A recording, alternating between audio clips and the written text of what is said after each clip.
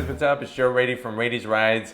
Yes, we are back here at home base once again, the Rady's Rides Cave, because we have more exciting unveils going on. And remember, we're doing this whole virtual unveiling for you so that you could have the information firsthand, because the auto shows are just not happening right now. But I can't wait to get back to an auto show, hopefully very soon. What are we here for? We're here for the updated, refreshed, with some changes, 2021 Lexus ES250 all-wheel drive. But we're also going to talk about the other trims as well, a special black line edition.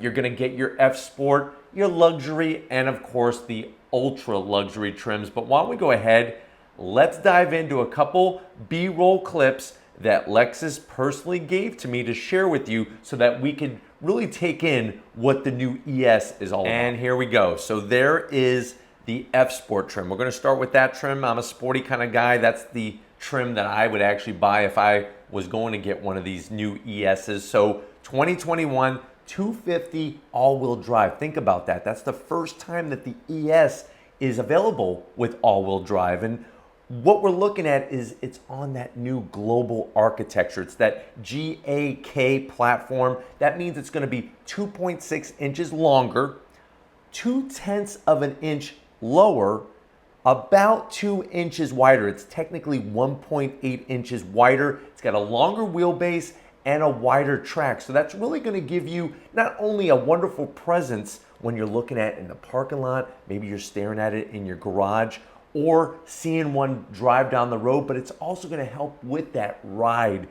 Having the longer wheelbase, having a wider track gives you a smoother ride, more comfortable ride, more control ride. And with the all-wheel drive, as you can see with the badging there, that's going to keep you planted to the ground no matter what happens with the surface, whether it's snowy, whether it's wet, or you can see it going down this gravel road. Now, the way it works is with the 250, it's a 2.5 liter naturally aspirated inline-4 engine, 203 horsepower, combined 28 mpgs, and that's with the all-wheel drive. So think about that. That's a really great number to have that security.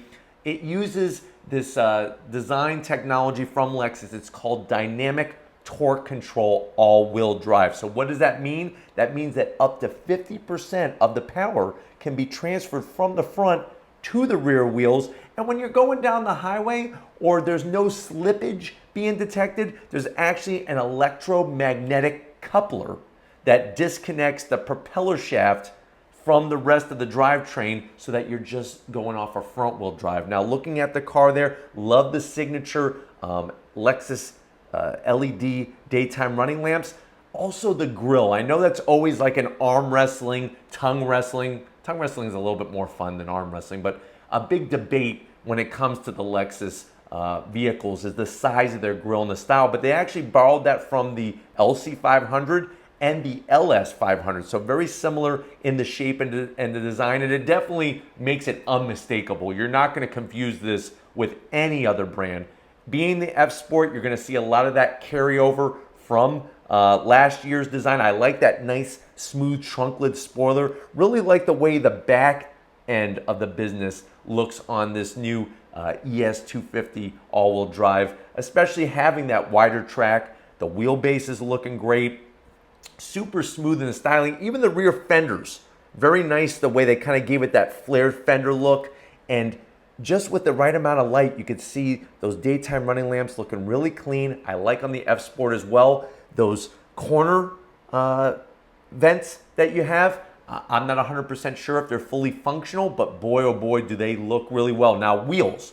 Base wheel is going to be 17 inch. Then there's optional 18 and up to 19 inch wheels. I hope you like colors. They have a dozen colors to choose from. Interior. So you'll see some changes, some updates with the interior. Very clean on the steering wheel. The F Sport badge there on that Lexus leather wrap steering wheel. There's more of a natural steering wheel position, no matter which way you put it. Look at what we have for that infotainment system screen, nicely integrated. The silver trim is looking super clean.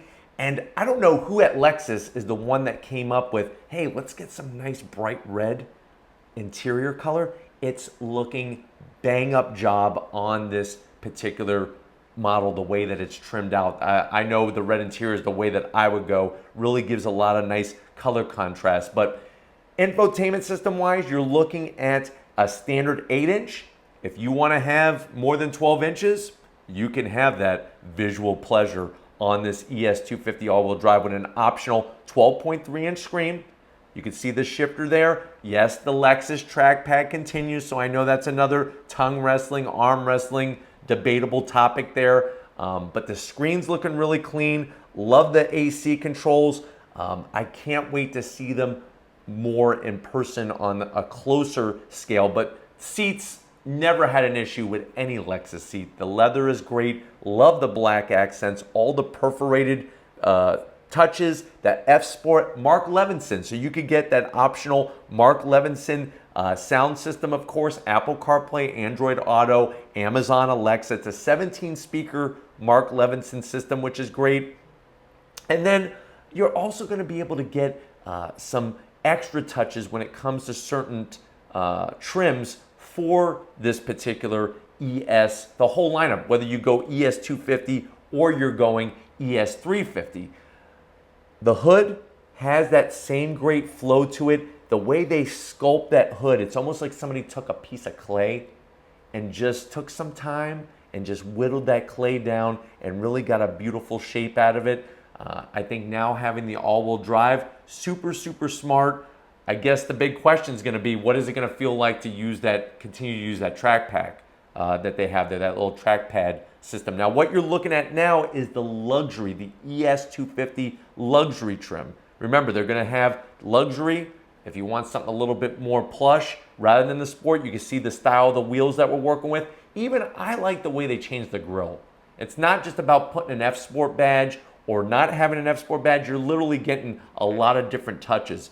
The chrome trim around that spindle grille looks drop dead gorgeous. I really think that it has those really nice touches to make it stand out from the rest of the luxury sedans, especially the German brands.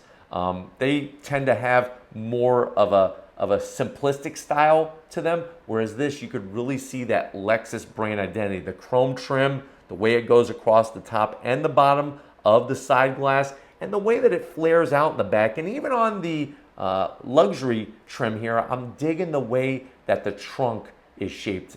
It's just something about when you get the trunk shape right, it makes the whole back end of the car look more distinct and more pleasing to the eye.